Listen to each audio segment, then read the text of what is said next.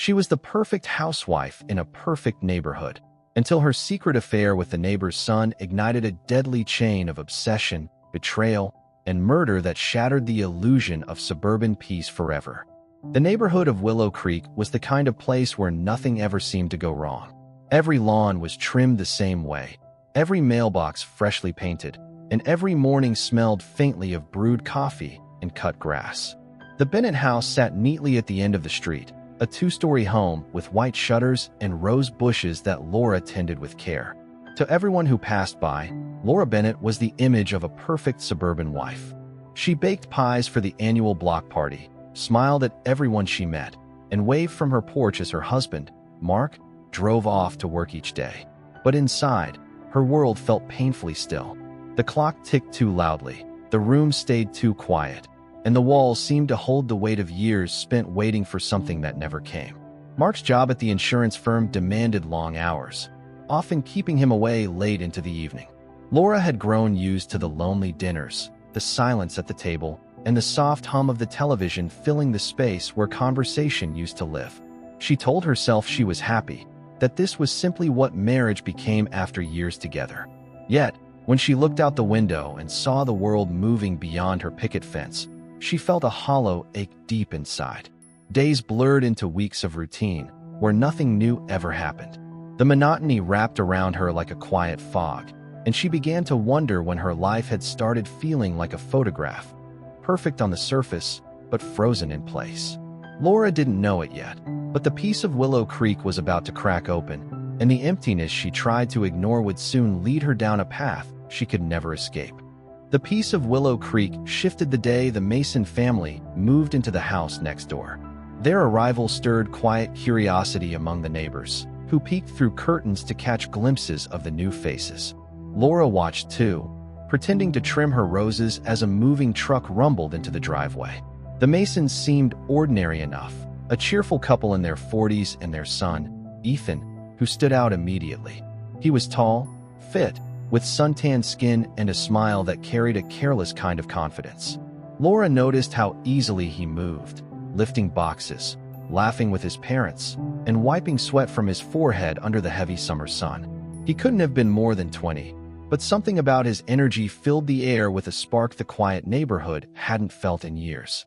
Laura told herself she was simply being neighborly when she walked over with a plate of cookies to welcome them. Ethan greeted her with warmth, his eyes bright and unguarded. His voice was light, his charm effortless, and she found herself lingering longer than she meant to. That evening, as she watched him from her kitchen window helping his mother arrange the porch furniture, she felt something shift inside her. It wasn't love, not yet, just a reminder that she was still capable of feeling something unexpected. Over the next few days, Laura caught herself looking for reasons to step outside. She timed her errands around when Ethan was in the yard, exchanging polite smiles that carried an unspoken awareness. It felt harmless, almost innocent, but in the quiet corners of her mind, Laura knew she was drawn to him in a way that defied reason. What she didn't know was that this simple attraction would soon unravel everything she once believed was safe. As the days turned into weeks, Laura found herself seeing Ethan more often than she intended. It began innocently, with him offering to carry her groceries from the car or trim the overgrown hedge that separated their yards. She thanked him politely, pretending his help was merely neighborly kindness, but inside, a nervous excitement stirred each time he appeared. His presence broke the dull rhythm of her days, bringing warmth to moments that had long felt cold. Laura began to anticipate the sound of his footsteps on the gravel or the soft knock on her door. When Mark left for work, the silence no longer felt heavy. It felt like an opportunity. Ethan seemed drawn to her too.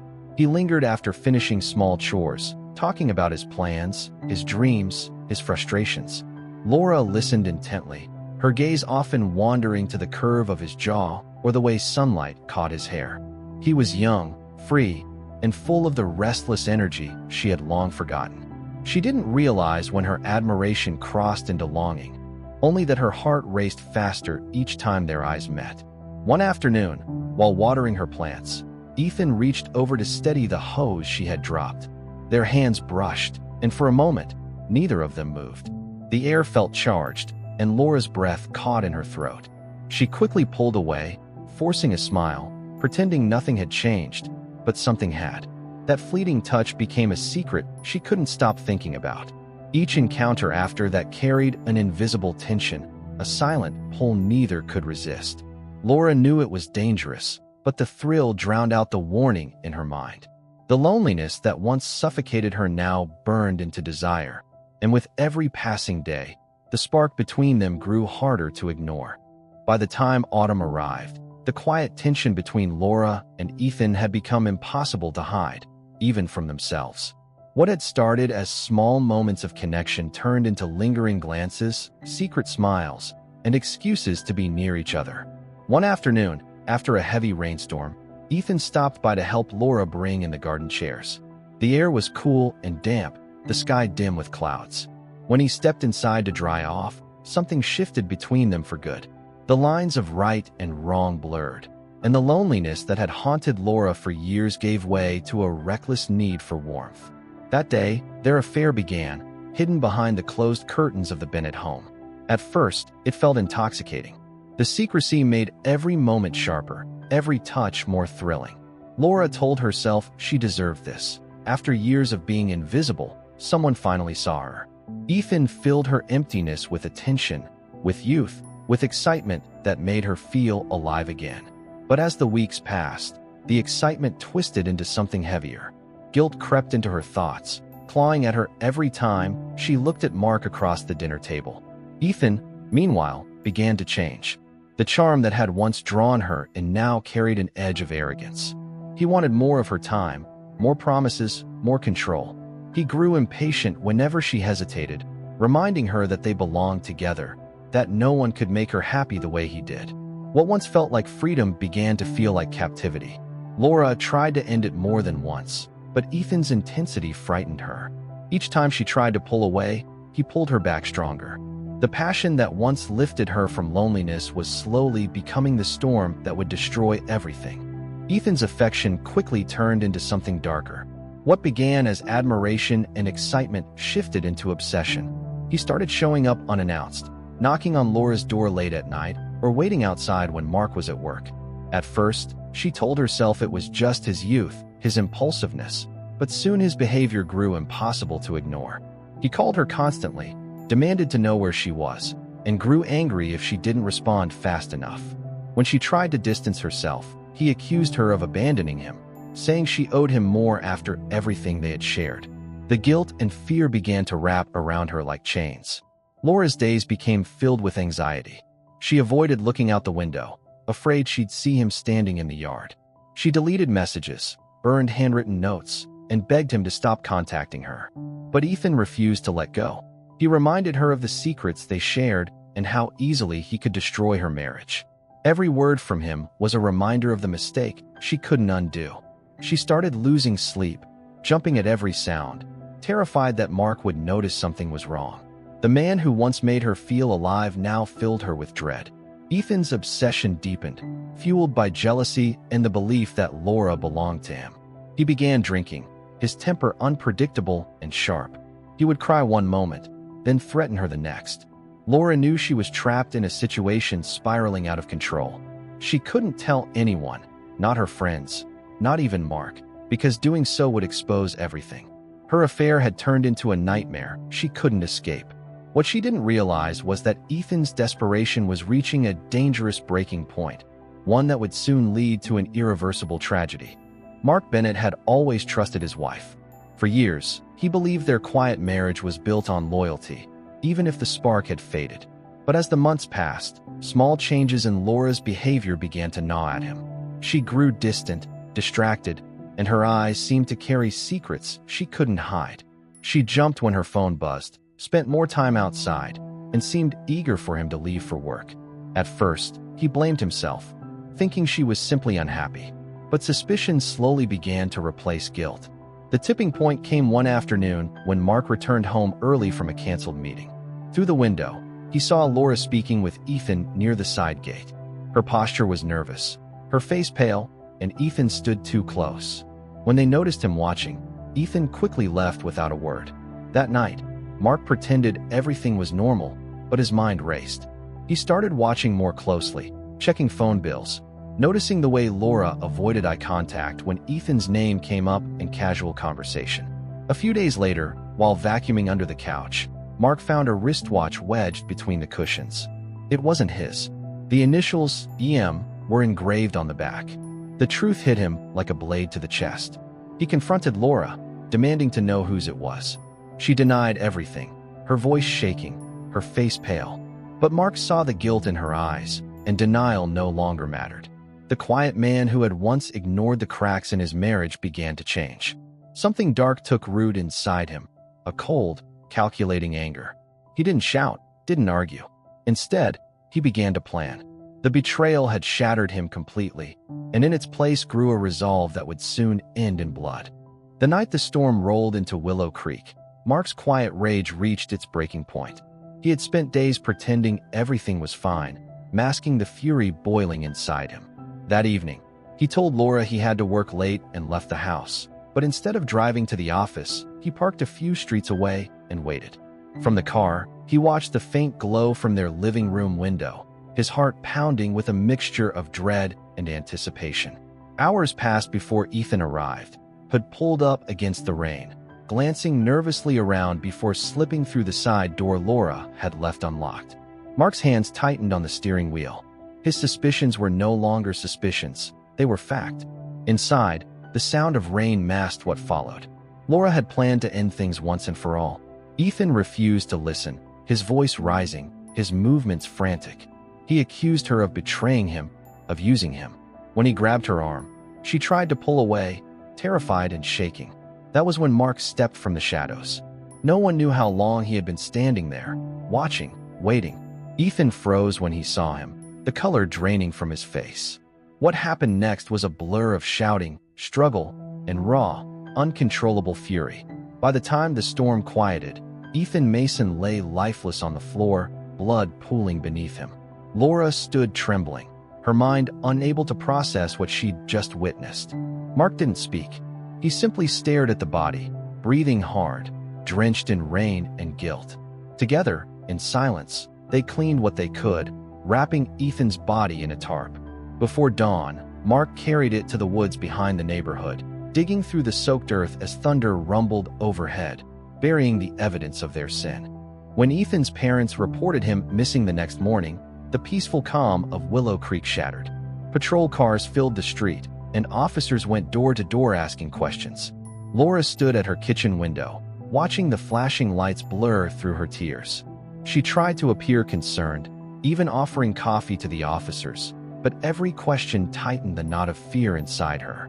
Mark stayed quiet, answering only when necessary, his expression steady but distant. The night's events replayed endlessly in his mind, though his face revealed nothing. Together, they acted like any other worried neighbors, pretending ignorance while guilt hung heavy between them. Detectives began their investigation immediately. They checked cameras, searched the woods, and interviewed everyone on the street. Several neighbors recalled seeing Ethan walking toward the Bennett house on the night he disappeared. One even mentioned hearing muffled voices during the storm. Still, there was no hard evidence, just suspicion. Days turned into weeks, and whispers spread through the neighborhood. Laura grew paler with each passing day, haunted by every knock on the door. She stopped sleeping, jumping at every sudden noise, imagining Ethan's face staring back at her in the dark. Then came the discovery that unraveled everything. During a follow-up search, police dogs led investigators to the Bennett's garage. Beneath a rubber floor mat, they found a faint brown stain that later tested positive for blood. Forensics confirmed what the detectives already suspected: it belonged to Ethan Mason. The news sent shockwaves through Willow Creek. The once perfect couple was now at the center of a murder investigation. Police obtained a warrant, and the Bennetts were brought in for questioning. Laura's composure cracked under pressure, her trembling hands betraying the secrets she had tried so desperately to hide. The truth was beginning to surface. In the sterile light of the interrogation room, Laura Bennett's calm facade finally began to crumble. For hours, detectives questioned her about the night Ethan disappeared. At first, she denied everything, insisting she hadn't seen him in days.